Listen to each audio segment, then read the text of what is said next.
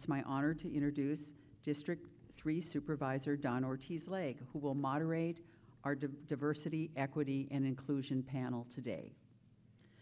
Don Ortiz-Legg became the first elected Latin supervisor in San Luis Obispo County when she was elected in the June 2022 primary, which confirmed her 2022 appointment by Governor Newsom to fill the term of the late Adam Hill.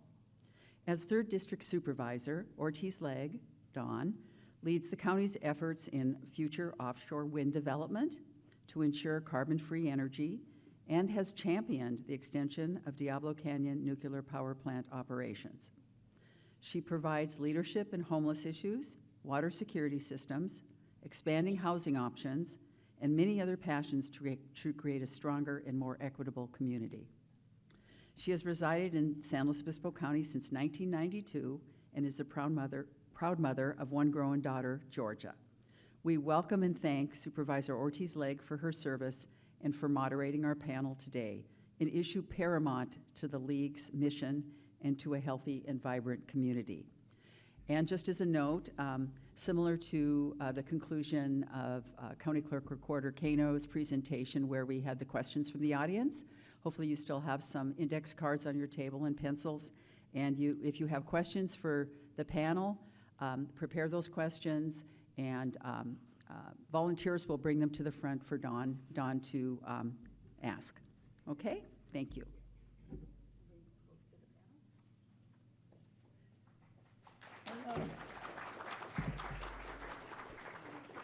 Yeah, and let's invite the panel to come up, please. You should know who you are. Yeah, great. Thank you. Good. Thank you so much. Okay, panelists, welcome. Good morning.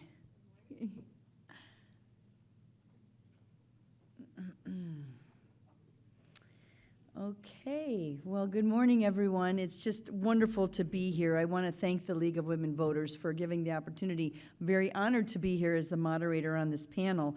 And I just want to say thank you to the League. And, you know, it's such a pleasure to be on the dais and to see the League walk into the Board of Supervisors chambers. And I'm like, thank God they're here. You know, I also want to say how proud I am of County Clerk Recorder Elena Kano. And like she talked about the, you know, feeling like a proud mom. We're just so proud, and all of us. And I want to say, I think I speak on behalf of the board entirely, how proud we are of your work and your service to the county. Thank you so much. And going through so many rigors of the day. And she didn't mention that we talked about it. We think that she is the first Latina to be voted in as the county clerk recorder. So, you know, that's a big deal for San Luis Obispo County. So congratulations.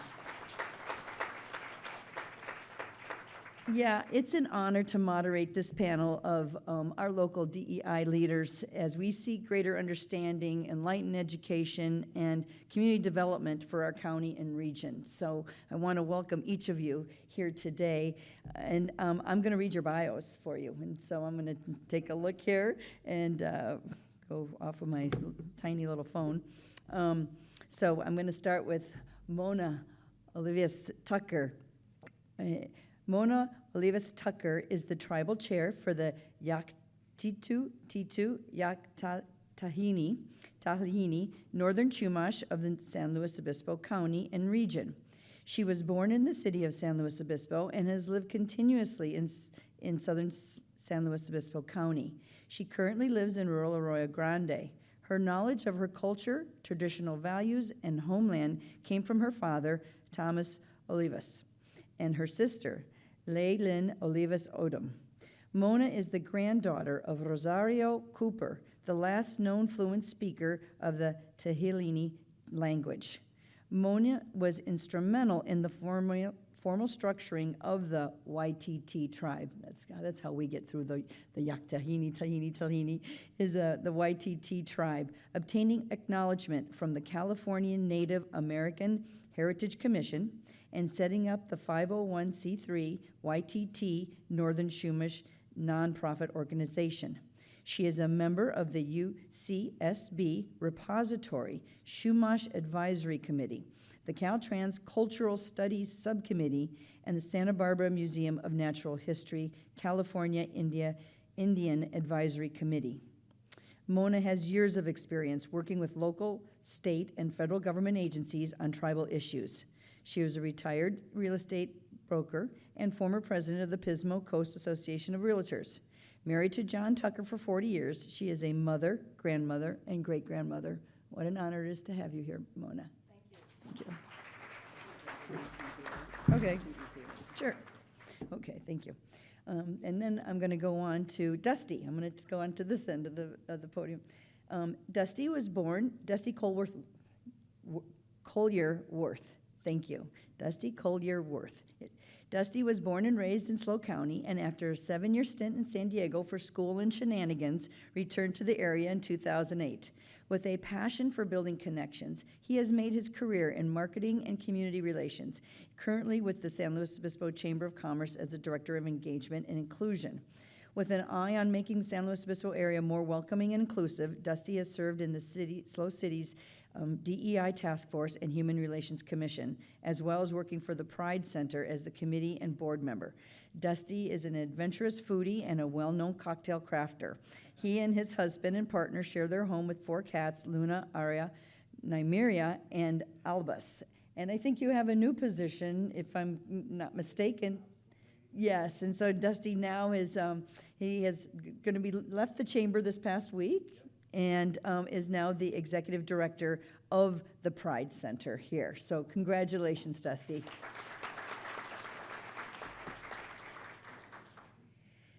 Bea Make Cow was born and raised in Sacramento. Bea, welcome. Throughout her educational and professional career, she has been up and down the I-5 between California and Oregon. She completed her undergraduate work at the University of Oregon and her graduate level work in San Francisco and Fresno.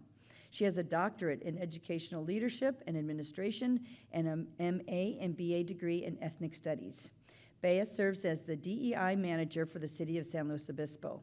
She works across all city departments in collaboration with city leadership to identify strategies for increasing diversity, embedding systemic equity, and cultivating holistic inclusion. Prior to appointment, Bea served on the city's DEI task force. Before working for the city, she worked for 10 years in the field of higher education, building retention programs for historically marginalized students, and implementing diversity and inclusion strategies to create a culture of belonging and equity for all. She served as Cal Poly's Director of Diversity and Belonging. She has lived on the Central Coast for 5 years with her wife and 2 cats, and is deeply committed to contributing to a community in which all people feel respected, valued, seen, and like they belong. Thank you, Bea. Welcome. And then last but certainly not least, Julie Lineman. Julie has more than 20 years' experience as a journalist, both at small and metropolitan newspapers, including the Indianapolis Star, San Francisco Chronicle, and the Tribune in San Luis Obispo. She is now a lecturer in Cal Poly's journalism department. Prior to joining Cal Poly, Julie worked for a decade at the Tribune, where she served as a reporter, columnist, and editor. As an advocate for social and racial justice, Julie is co-founder of Race Matters SLO County and Raise Up SLO. Julie has a bachelor's degree in journalism from the University of Missouri at Columbia and a master's degree from Cal Poly in San Luis Obispo. At Cal Poly, she focused on mass media and multicultural society and how the media can be used as a tool to change the narrative of underrepresented people and groups in society that has often been ignored or excluded. Her classes emphasize the practice of excellent journalism through reporting and writing that reflects the lived experiences of historically marginalized groups and promotes greater understanding of the role bias plays in media coverage. That's fascinating. Welcome, Julie. Thank you so much. So we'll start with some basic questions, and we get to query these folks that are really on the front lines of this issue of diversity, equity, and inclusion. And so I'll kind of go around, and they're going to be similar questions for each of you, and so you can just kind of answer as we go along. And so I think that the first question is that, you know, you can tell from your bios that you have a background and an interest in diversity, and of course you have a lived experience in diversity.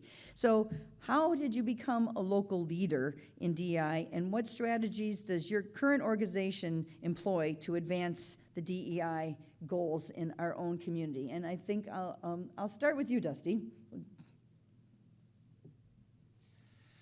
So first part of the question, how did I get involved? I think the main thing for me was always being in a role of focusing on people first. And so the more you get to know people, the more I wanted to be involved in advancing the inequities that I was seeing amongst different people. I mean, even as we're looking at this panel, I mean, I check a lot of privilege boxes that I recognize. You know, I am the cisgendered white man sitting at this fantastic panel of individuals.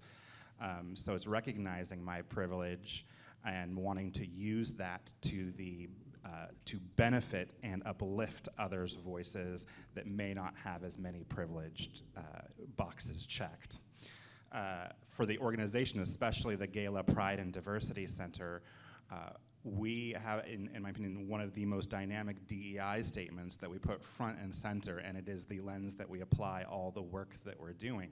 Yes, our primary constituency is our LGBTQ+ community, but we recognize that we cannot advocate for social justice and equity for LGBTQ+ people without recognizing the need to uplift other marginalized communities. Our struggle has far more similarities than it has differences.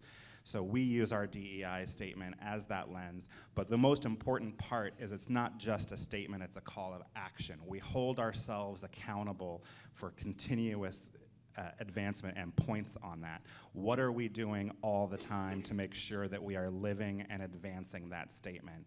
Not just putting it out there, but making sure that we're reflective and looking back. What have we done lately? Yeah, that's great. Thank you. Julie, why don't you go next, please? Okay, so how did I become involved as a local leader? It really started, I would say, about 6 years ago. And at that time, myself and a friend of mine who, we both attend the Unitarian Universalist Fellowship, Gina Whitaker and I, we were taking our show on the road. This was at a time where we were experiencing the killings of unarmed black men and women, and we felt like we needed to be out in the community. And we started giving workshops to anybody that would have us, anybody that would listen, about the need to bring awareness of this very important and frightening issue. And at the same time, Courtney Hale, who is the executive director of Race Matters SLO County, she was igniting a spark locally herself, raising awareness. And so we all met. And we decided that it was time to bring some like-minded folks together around this issue. And it really started off small with some intimate meetings. And it really just mushroomed from there. We hosted a panel to bring the community together to discuss law enforcement practices. And from there, we just grew, and then now we are a bona fide nonprofit. Okay. So we're really excited about that. As for the work that we do, it's really about centering the lived experiences of Black people, and we are all about amplifying the voices of a very small but mighty group. So we may not have the demographics on our side, but we certainly have the passion on our side. And we're all about raising the visibility in the community. We are here, we are strong, we do have a voice. We do want to move beyond representation, though, and creating not only cultural spaces through art, but also creating spaces for dialogue around a whole host of important issues for us and other marginalized groups as well. so that's where we are. We are providing also spaces for uplift and joy as well, because we think that's often overlooked and missed. This work is hard, it's exhausting, and sometimes we need a space to breathe, and so we're providing those avenues as well. But it's all about just uplifting and amplifying the voices of our community. Thank you. Bea? Hi, everyone. Yeah, I think, diversity, equity, and inclusion has been an integral part of my life before we even had those three little words to describe what we mean when we say that we deeply believe that everyone has the right to feel valued, respected, seen, and like they have access to the necessary resources and opportunities to ensure that they can thrive. And I have always believed that. And I have also, throughout my life, been on the side of the street where that wasn't true because of an inequity that existed in education or healthcare or housing. And so I always could see those things in my life that I felt in my gut were not right, and wanted to learn how to disrupt or interrupt or do different.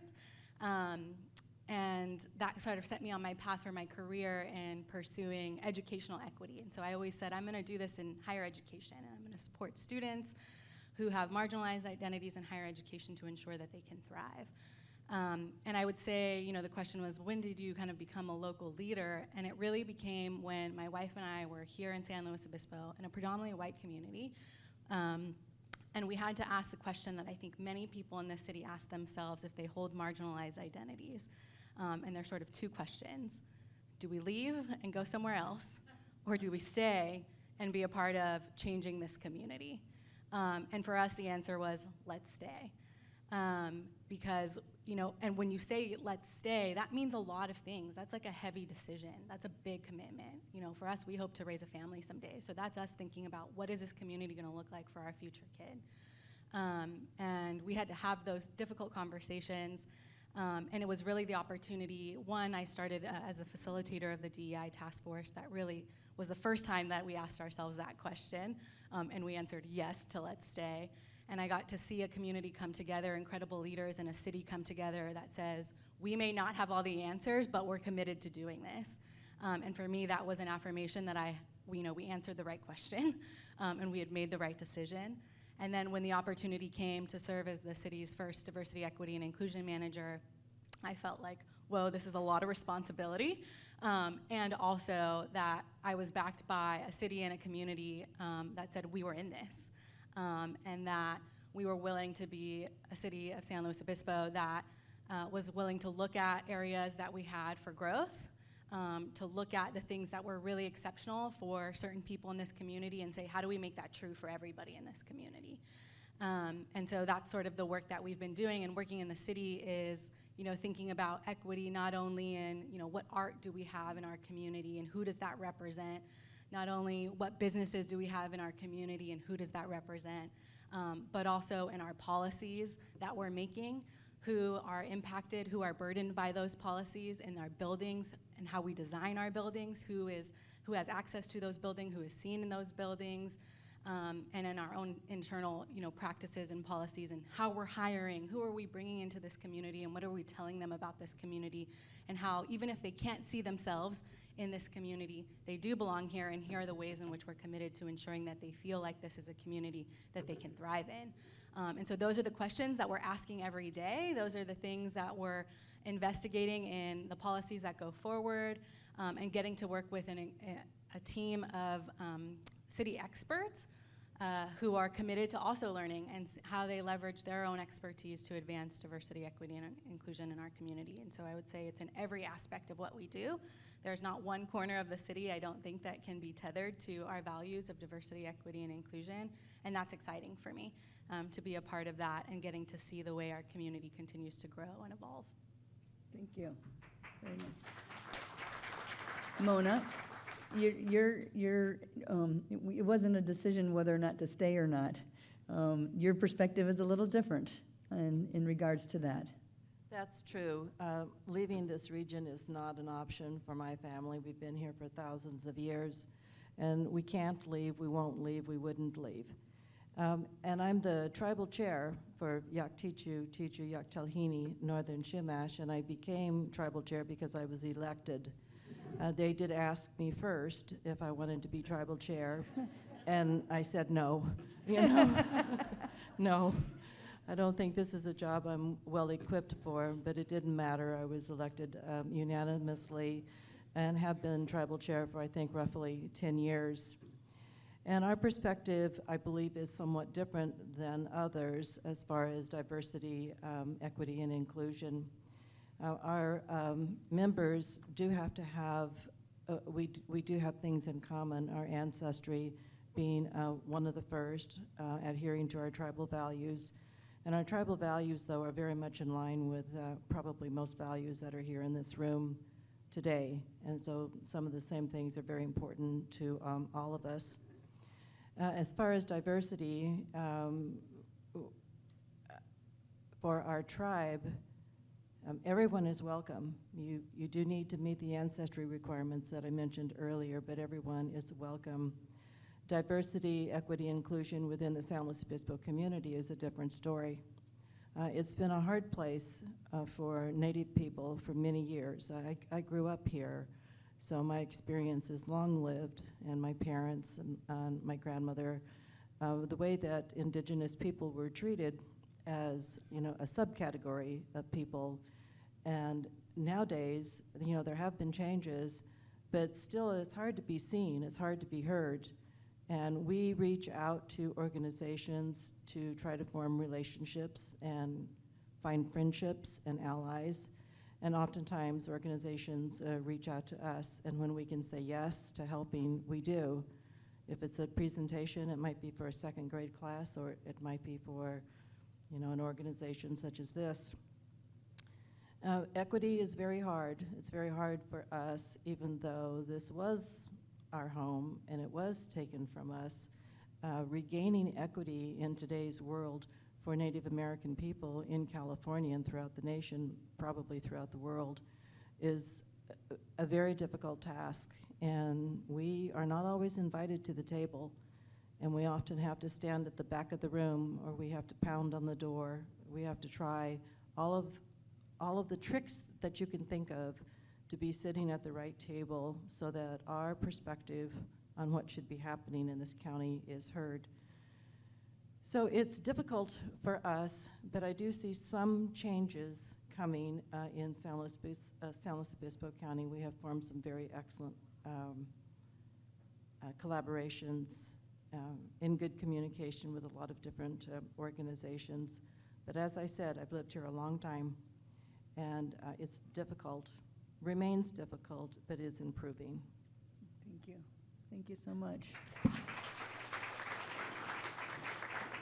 So the next question is based on, you know, some of the things that you have said in regards to that we are a predominantly white county. I think in the last census, it's about 75%, you know, the predominant 23% Latino, and then 1.2 Asian Americans, and then there's probably, I don't know, Julie, you might be able to tell me, 1.82%?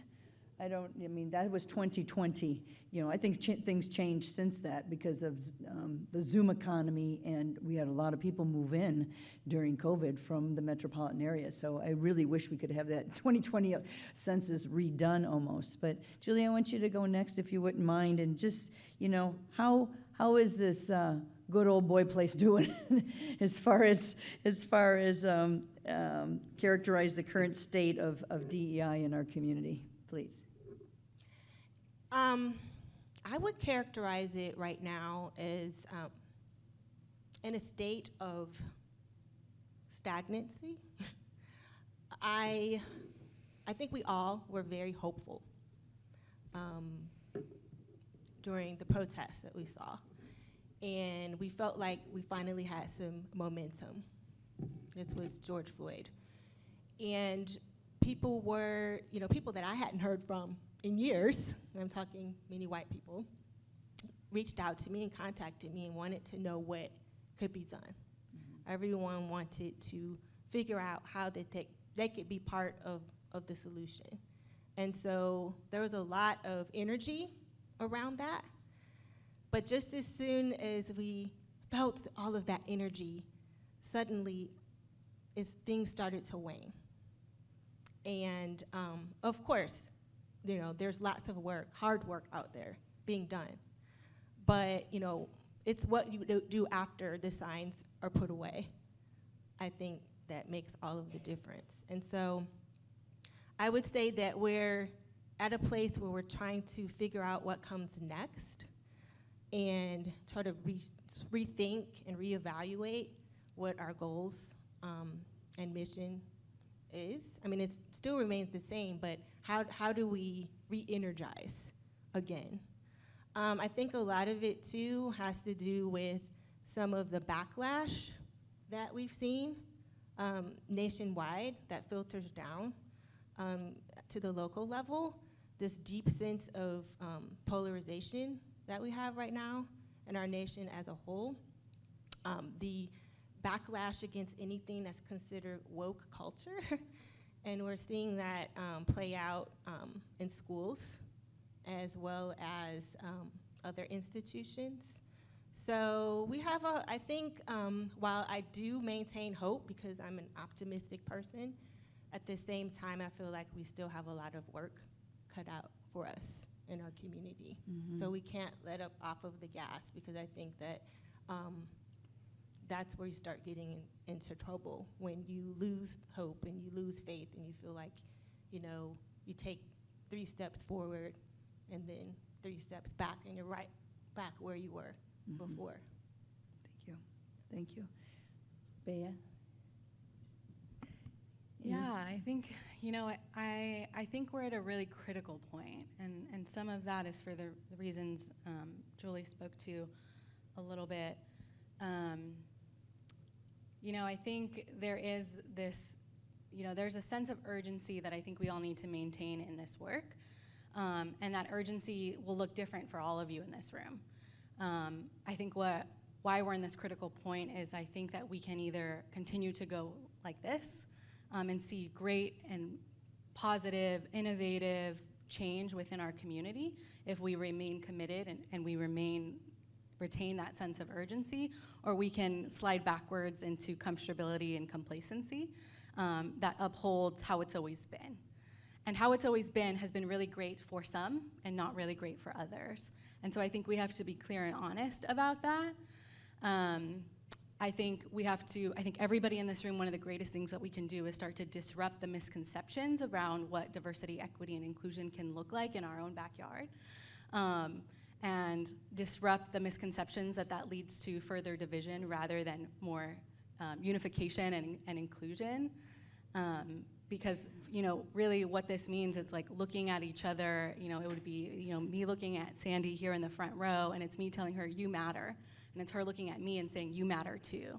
And if that is true, then Sandy, in everything that you do, what are the ways in which you can help that be true for me, right? Because if we're not thinking about, in our own spheres of influence, in our own spheres of power and privilege, how are we questioning who's at the table, who's not here, who's seen in what decisions we're making, whose voices are not being heard, then the conversation between Sandy turns to, you actually matter less because you're not seen, you're not here.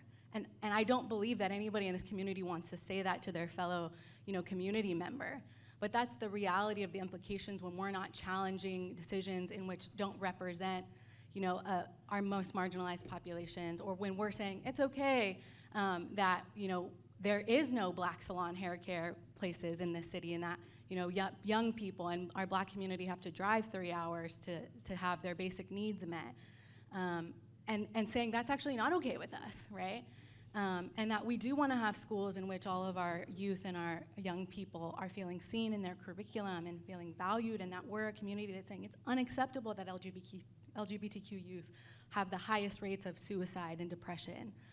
Like, that we have to say that is unacceptable. And if we say that's unacceptable, that has to be backed by action in whatever way that action looks for you, right? I think that's part of the challenge in the frustration of where'd the urgency go? And for me, I think what I want people to understand is that urgency can look very different, and it can look sustainable in your everyday, but feel it, right? Like, feel it in the moments, don't feel it in the reaction or the big flashpoints, but every single day, what does that urgency look like and feel like for you to say, I want to contribute to a community in which everybody can look at each other and say, you matter, and then our actions are backing that statement to make it true. And that's what I mean by a really critical point. Because we have the decision at an individual level and definitely at positions of power and local government. We have the decisions to make that true, and we have the power to make that true, to slide into complacency or be the community that we say we want to be with the utmost integrity, and then also lead, I think, the potential to lead other cities and other communities to see what that looks like in action. Great, thank you. Yeah. Told you it'd be enlightening. Mona? I've been listening so intently, I forgot what the question. I was watching you, I could see that. The question's basically, you know, as the county is, as you know, predominantly by the intruders that came in, 75% white. How are we doing as far as our movement towards equity and inclusion? And I think from your perspective, it's going to be interesting to hear how you think we're doing. Well, as I mentioned earlier, it's better, and we are involved with different agencies, the County Board of Supervisors, and Dawn, thank you for the support you've shown us, with Cal Poly, with Cuesta, with a lot of different institutions and organizations. But there's a lot of work to be done, and I feel the same sense of urgency that you're talking about because of things that are going on in our country and because of climate crisis. We feel, tribal people feel that we are needed as we've never been needed before to help with tribal values. It's not always people first, it's earth first. And this is a global crisis.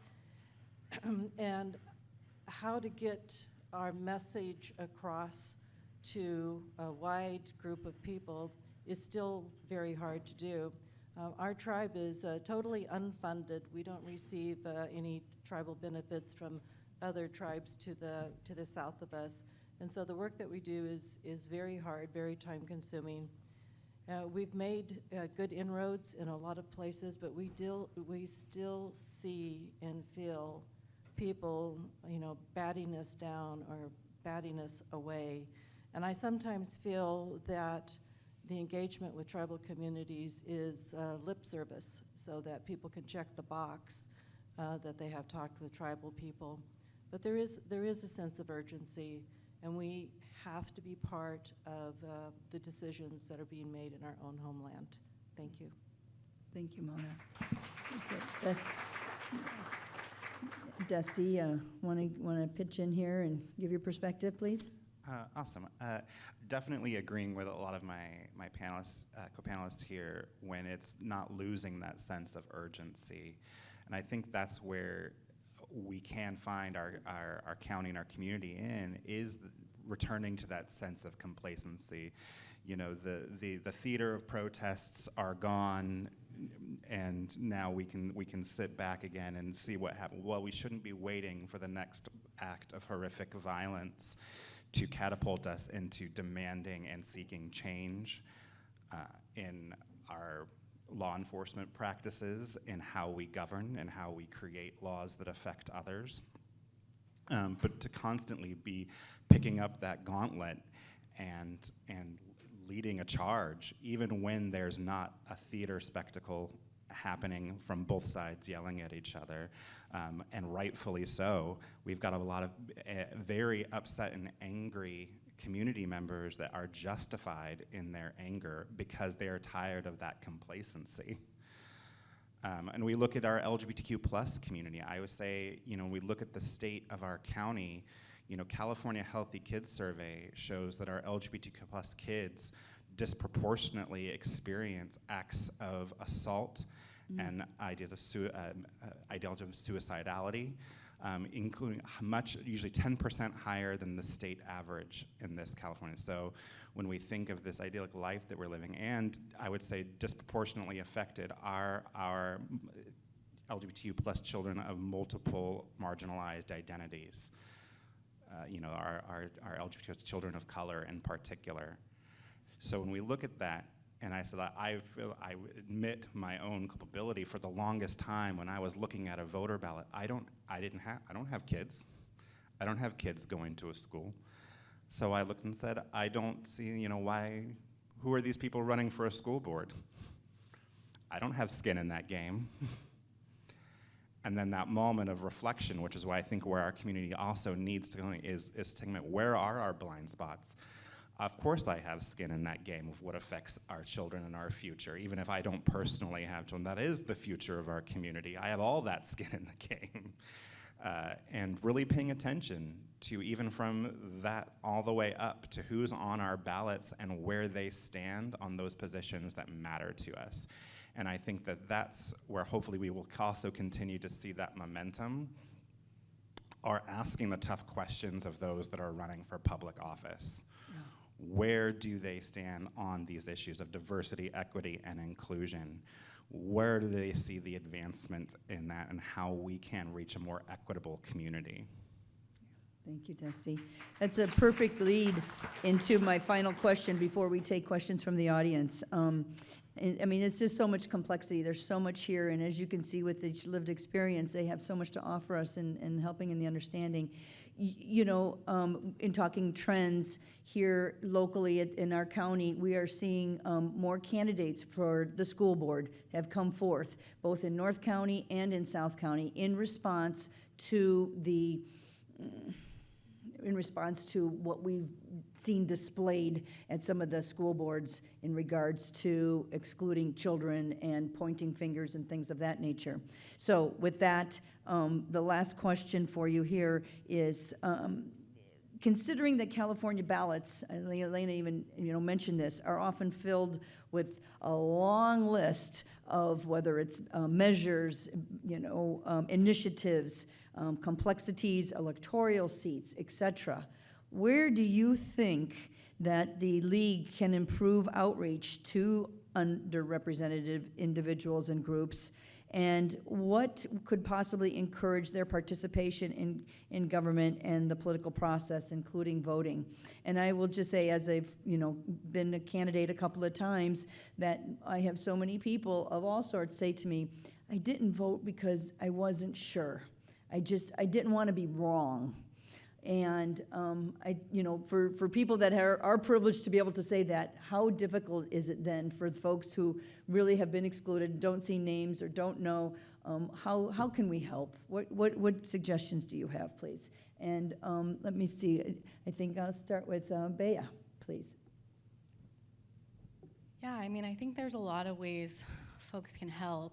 I think the simplest way I can think about is think about who you're talking to about what's on the ballot, and look around and see, can I expand my circle? Do I have opportunities to expand my circles and have discussions, especially if you feel that you are versed in, the bills and the measures that are going forward and the folks who are on the ballot, and having critical discourse in a way that invites people in, giving space for people to ask questions, but really expanding your networks of conversation. I think that sometimes it's so simple, but when you think about communities who either don't feel seen in government process, don't have access, or feel like they have various barriers to voting, have discussions with diverse groups of people about the process, destigmatize the process, and try and invite people into the conversation and engage in dialogue.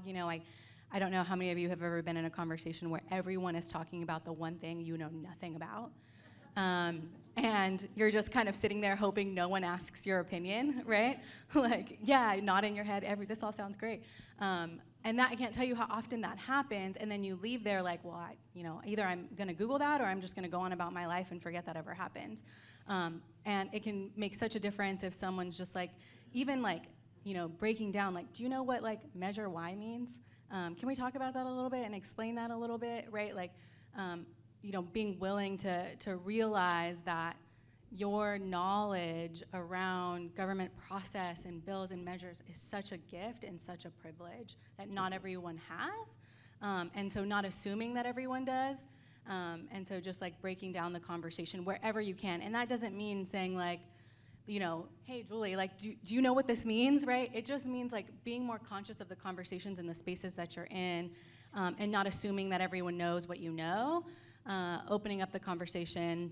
And I think if you're in positions of power where you're actually organizing and you're doing things, we've seen a lot of local examples of what it looks like to build relationship with underrepresented and marginalized conversations. You know, being at Race Matters belonging events, seeing where communities already are feeling seen and gathered and empowered, and saying, do I have a place there? What can my place be? How can I build relationship with these communities so that it feels authentic and ongoing? So then also not only are you creating more inclusive conversations, but then those folks might say, hey, like I feel invited into this conversation and I feel more empowered to ask a question, or yes, I'd be willing to go with you to vote on XYZ day, right? Like, so I think there's a lot of just individual action, and I think sometimes that's also a misconception, right? That everything has to be so grand in what we do to make change. But I'm a firm believer in that really small, a lot of small actions by many can make significant change. Interesting. Thank you. Mona? That's a great, thank you, Julie. So perhaps because of my background and perhaps because of my age, I'm somewhat more blunt and upfront with people when a discussion of voting is it's your responsibility. And if you don't accept the responsibility, then who is? So for tribal people, once we have a responsibility, we don't say no to it. We have to accept it and do something about it. So the relationship between federal, state, county, local, et cetera, between those entities and the people who vote, I mean, those are tight relationships. They're not going away. And if you don't like how things are working, it's your responsibility to do something about it. It's just point blank.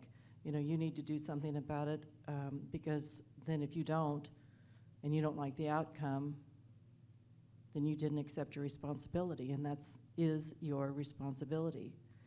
The other thing is to vote as though your life depends on it, because it does. Your life and your lifestyle and what you want for your future and for the future of your kids and grandkids, in my case, grandkids, you know, their lives depend on it. So accept that responsibility and do something about it. I mean, it is not difficult to become registered, and I so appreciate all that the League of Women Voters have done to educate the population, including myself, on how that can take place. And then to encourage the people in your family and your sphere, just like you mentioned, to do these things. Accept your responsibility. Your life depends on it. You know, and if you're not going to do it, somebody's going to make the decision for you. So I'm more direct about it, and that's how we feel about it. Thank you. Thank you. Dusty, you want to go next? I mean, thinking about it in a lot of ways, especially even when we look at our local elections, you know, these are decided by sometimes very, very narrow voter margins. So I think it's really also telling that story of there's a lot of, they feel like I'm just one person, my vote isn't going to change the course of the world, but it does, because most of where we see change is from that local level on forward. So making sure, you know, our entire community understands the power of their vote and their responsibility, their call to action. Even more tactically, you know, looking in, you know, it's, you know, if we're trying to reach marginalized communities and that audience, it's, you know, as Bea was saying, how are we creating that space? You know, you know, if there was even, you know, looking at a hearing impaired individual, even at this luncheon, are we offering any of what we're saying to be interpreted in sign language? Are we advertising any of this as, you know, to me it's all about partnerships. I will never know everything. I can only speak to my own lived life experiences. But, you know, who do I partner with to help and feel, again, my blind spots? Partnering with someone like, you know, groups like Promotores to bring Spanish interpreters here, advertising events in Spanish to reach that voter constituency.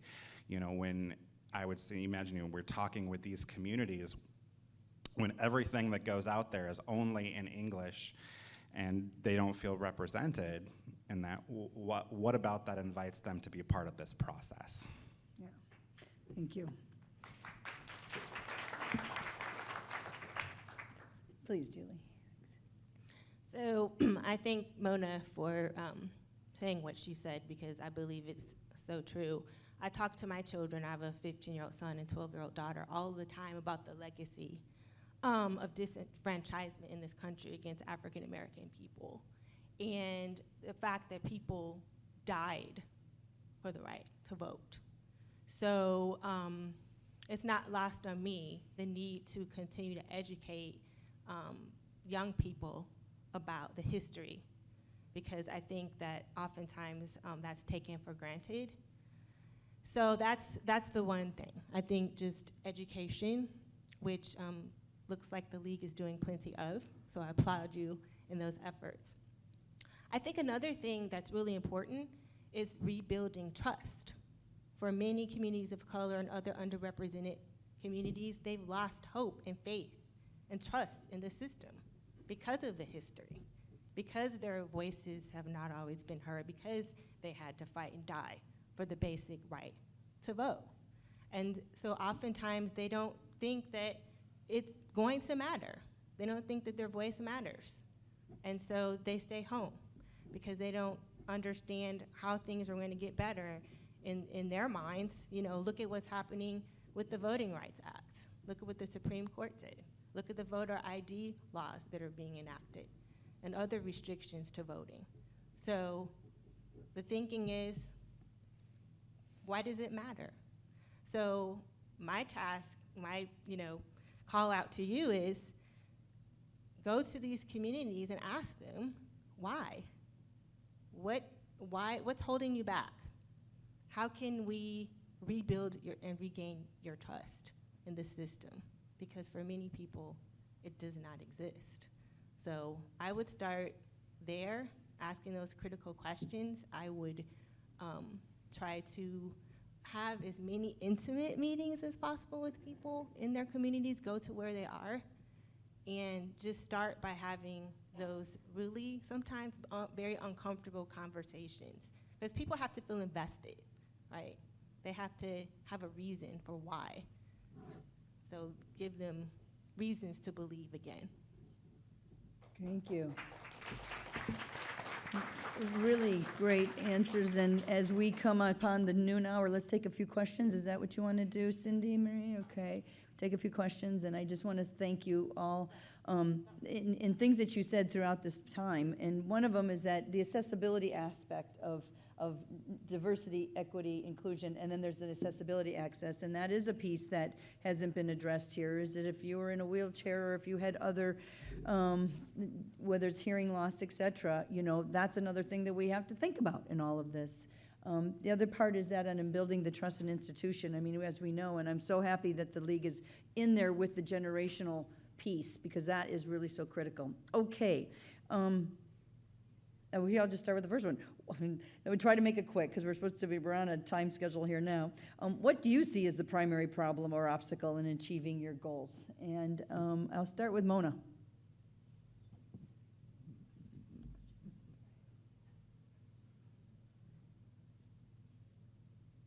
Is that people oftentimes don't even know we're here. And it's become our job to make sure that people understand who we are, where we're from, and what we want.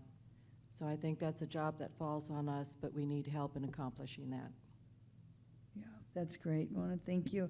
There's one more question for you. I'm just going to give it to you, and I think it's really important. How can local landowners move toward true justice and accountability with the Northern Chumash Tribal Council? Are there pathways here on the Central Coast? So our tribe's name is Yaktichu Tichu Yaktalhini Northern Chumash Tribe, and there are pathways.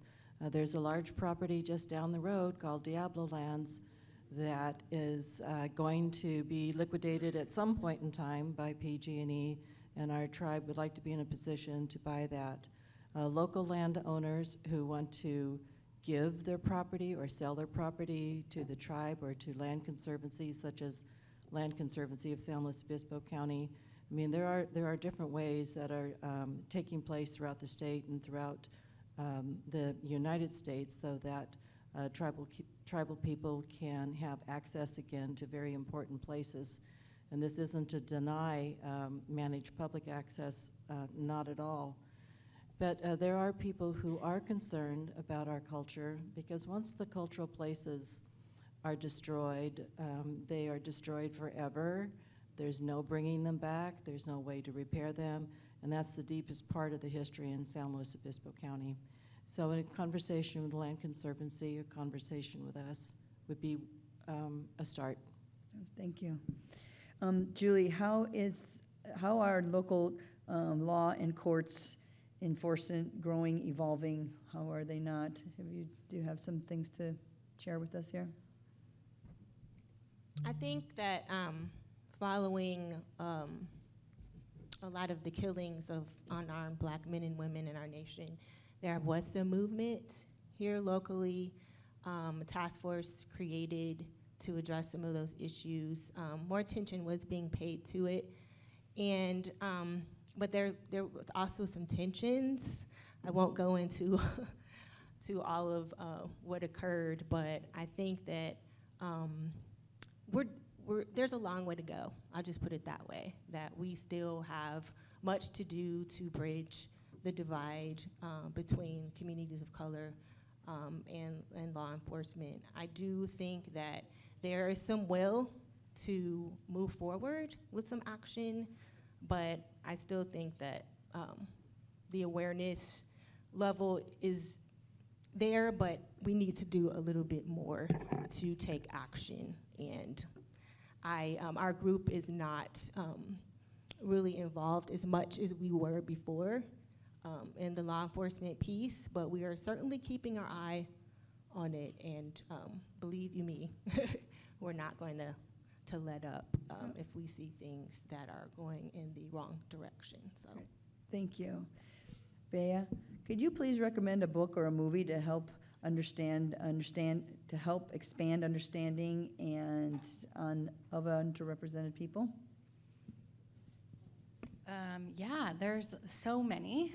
One of my favorites is Why Are All the Black Kids Sitting Together at the Cafeteria? There's actually, I think that one, if you Google it, the book also has a book circle guideline, so like guided questions to kind of help you process as well if you choose to do that with a group. 14th is a great movie. There's also one of my favorite podcasts, if you love podcasts and they change regularly, is Code Switch, and they're like 30 minutes. They cover a range of topics on race, gender, different topics of identity, class, and it's from NPR, and it's a podcast driven by people of color, and they engage a lot of experts across the nation on a variety of topics, and that's one I listen to regularly. To Code keep me. Switch. Yep, Code Switch. Cool. So I always like those like bite-sized ways to continue your knowledge and education. Oh, thank you. And Dusty, last one is kind of on that, but awareness and language. Somehow the pronoun identification escaped me, and I wonder how to get a perspective. Where do I go to understand this construct? The best way I can always position this is when we talk about SOGI, sexual orientation, gender identity, and expression, is to remove the othering out of it.